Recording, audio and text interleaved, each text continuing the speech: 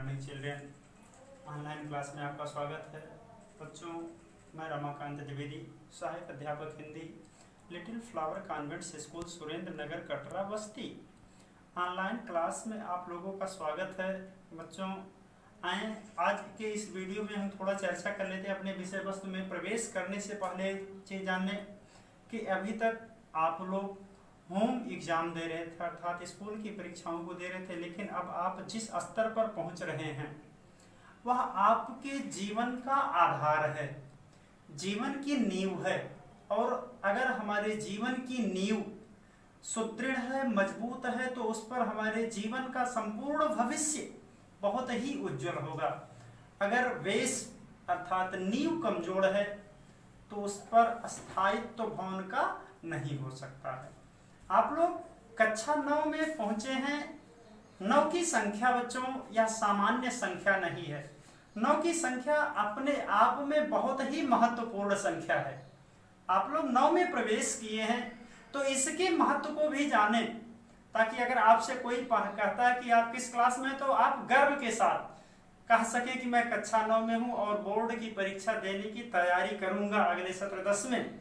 तो 9 में आप लोग हैं। 9 की संख्या कैसे महत्वपूर्ण है, आप लोग कल्पना कीजिए कि 9 की जो संख्या है वह सामान्य संख्या नहीं है, बहुत ही विशेष संख्या है 9 की। आप 9 का गुणा 9 तक जितनी भी बार करेंगे उसका योगफल 9 ही आएगा, 10वां नहीं आ सकता है। जैसे 9 दूनी 18, 8 और 1 जोड़ देंगे तो कितना हो जाएगा, 9 हो जाएगा। 9 चौक 36, 6 और 3 जोड़ देंगे तो कितना हो जाएगा, 9 हो जाएगा। 9 9 81, 8 में 1 जोड़ देंगे तो कितना हो जाएगा, 9 हो जाएगा। 9 8 72, 7 2 9। तो मतलब 9 की संख्या जो है अपने आप में बहुत ही परिपूर्ण है। ग्रहों की संख्या कितनी मानी गई हिंदू धर्मशास्त्र में, 9 ग्रह। रत्नों की संख्या कितनी मानी गई, 9। आप पवित्र रात्रियों में संख्या अगर देखेंगे तो हिंदू धर्म शास्त्रों के अनुसार पवित्र रात्रियों की संख्या कितनी मानी गई, 9।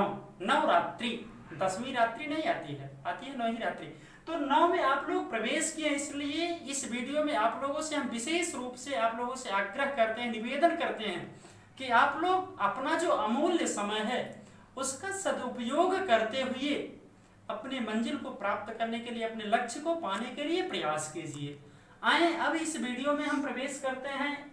हमारी जो पाठ्य पुस्तक क्षितिज है, क्षितिज भाग 1, जिसमें गद्य के अंतर्गत हमारा पहला चैप्टर है मुंशी प्रेमचंद द्वारा लिखित कहानी क्या है, 2 बैलों की कथा। 2 बैलों की कथा। अब इस कहानी का मतलब यह है कि मानव और पशु दोनों के बीच में संबंध को स्थापित करना। अगर मानव और पशु के बीच में किस तरह से आत्मीयता होती है, संबंध होता है, यही इस कहानी में दर्शाया गया है। उसी के साथ साथ मुंशी प्रेमचंद जी ने यह भी बताने का प्रयास किया है बच्चों कि स्वतंत्रता जो है वह हर एक व्यक्ति को प्रिय होती है। कोई भी ऐसा व्यक्ति नहीं है जिसको परतंत्रता चाहिए। इस संसार में जितने भी लोग हैं, प्राणी हैं, सजीव प्राणी, सभी लोगों को क्या चाहिए, स्वतंत्रता। स्वतंत्रता के लिए हमारे तुलसीदास जी ने लिखा है कि पराधीन सपने सुख नाही और कत विधि सृजी नारी जगमाही। स्वतंत्रता जो है सबको प्रिय है और स्वतंत्रता को पाने के लिए हमको कठिन संघर्ष करना पड़ता है, परिश्रम करना पड़ता है। इस कहानी में यही दर्शाया गया है लेखक ने 2 बैलों की कहानी में कि स्वतंत्रता पाने के लिए हमको कितना संघर्ष करना पड़ता है, हम कितना संघर्ष करें कि हम स्वतंत्र रहें। स्वतंत्रता के जैसा कोई सुख नहीं है और परतंत्रता के जैसा कोई दुख नहीं है। स्वतंत्रता के समान कोई सुख नहीं और परतंत्रता के समान कोई दुख नहीं। किसी ने कहा था कि अगर जंजीरें, पैर की जंजीरें नहीं कटती हैं तो पैर को ही काट दो। अगर जंजीरें नहीं कटती हैं तो पैर को ही काट दो। इस संसार में स्वच्छंद जियो, बाच्यत जियो और स्वतंत्र जियो। अगर हमारे पास स्वतंत्रता है तो हमारे पास सब कुछ है। स्वतंत्रता को लिए अब आए वीडियो में थोड़ा आगे चल रहे हैं। स्वतंत्रता के लिए, भारत को स्वतंत्र कराने के लिए हमारे भारतीय देश के वीरों ने अपने प्राणों की आहुति दे दिया। लेकिन अब हम इतिहास में ना चलकर आएंगे अपने विषय हिंदी पर। तो आए सर्वप्रथम हम इसमें लेखक के जीवन परिचय पर प्रकाश डालते हैं कि लेखक का जीवन परिचय क्या है। अब इसमें हमने मुख्य बिंदुओं को लिखकर आपके सामने प्रस्तुत किया है तथा कुछ शेष बता भी रहा हूं, उसको भी आप लोग सुनेंगे। हमारे हिंदी साहित्य के उपन्यास सम्राट, स्वतंत्रयोत्तर युग के प्रसिद्ध गद्य लेखक मुंशी प्रेमचंद का जन्म 31 जुलाई सन 1880 ईस्वी में उत्तर प्रदेश के वाराणसी जिले के लमही नामक ग्राम में हुआ था। इनके पिता का नाम अजायब राय तथा माता का नाम आनंदी देवी था। हमने बताया कि मुख्य बिंदु को हमने लिखा है, लेकिन कुछ शेष और भी आपको बता रहा हूं। तो इनके पिता का क्या नाम था? अजायब राय, और माता का नाम क्या था? आनंदी देवी। इनके पिताजी सरकारी नौकरी करते थे, लेकिन उस समय उनको बहुत अधिक तनख्वाह नहीं मिलती थी, इसलिए इनका जो प्रारंभिक जीवन है, बचपन का जीवन है, यह बहुत ही संघर्ष में और अर्थ के अभाव में बीता। मुंशी प्रेमचंद जी का बचपन का नाम, इनका बचपन का मूल नाम था धनपत राय। ये भी हमने नहीं लिखा, नहीं तो आप कहिए कि इसमें सर आपने नहीं लिखा है तो बताया कहां। तो इनके बचपन का नाम क्या था? धनपत राय। अब इनकी जो प्रारंभिक शिक्षा हुई वह कहां हुई? भाई कोई भी व्यक्ति जन्म लेता है तो जहां पर जन्म लेता है वहीं से उसकी प्रारंभिक शिक्षा मानी जाती है। तो इनकी प्रारंभिक शिक्षा और उच्च शिक्षा दोनों इन्होंने अपने प्रारंभिक शिक्षा अपने ग्रामीण क्षेत्र लमही से प्राप्त किया तथा उच्च शिक्षा बनारस से ही प्राप्त किए। उसके बाद में अपने जीविकोपार्जन के लिए कुछ दिनों तक इन्होंने प्राइवेट संस्थाओं में, प्राइवेट स्कूल में अध्यापन का कार्य करना प्रारंभ किया।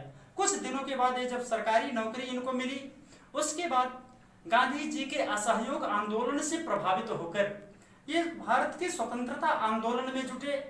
उसमें स्वतंत्रता आंदोलन के लिए लोगों के अंदर बिल्कुल एक उमंग, जोश, उत्साह जगाने का काम इन्होंने अपनी लेखन विधि से किया, अपने रचनाओं के माध्यम से किया।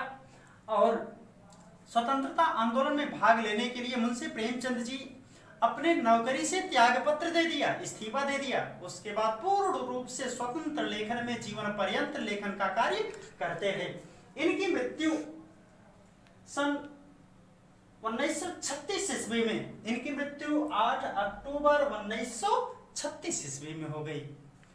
इनकी जो भाषा है वह सहज, सरल और प्रभावशाली है।